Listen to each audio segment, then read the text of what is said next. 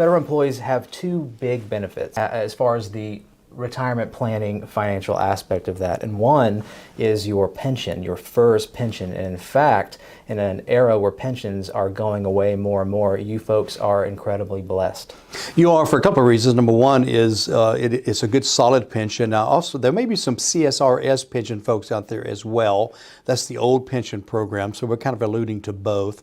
But the more common one now is the FERS, and basically it's a guaranteed annuity check from the government for as long as you live. And so this is a benefit that the employee pays very little into. I think they pay 5% into this program. The government covers 95%. And so there's this guaranteed check on top of your Social Security.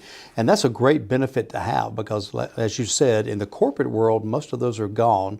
The other good thing about the one with the federal government, it does have a cost of living adjustment. It doesn't keep up with inflation, but it certainly bumps it up some over the years to help keep up.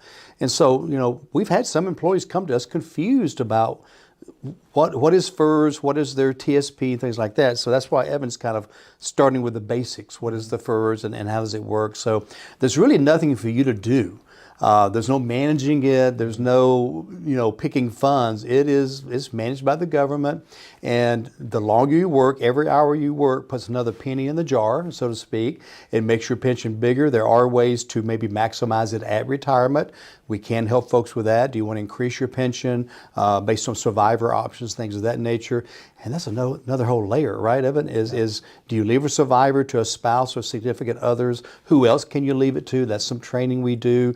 There are some other caveats of where you can leave it, but it does cost you something to leave it. So there's other ways to maximize that without reducing that survivor benefit. So there's a lot of moving pieces, and that's just the pension part. That's got to work in conjunction with your Social Security, with your maybe a spouse's Social Security, other forms of income. Medical benefits? Exactly. I mean, all of this kind of ties together, and it's so multi-layered, especially for the federal worker. But I think this is a good place to start, is the FERS pension.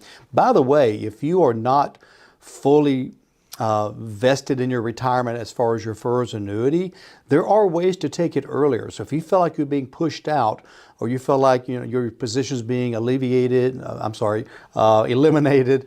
if you can't telecommute or something like that, we might be able to help you still get that pension.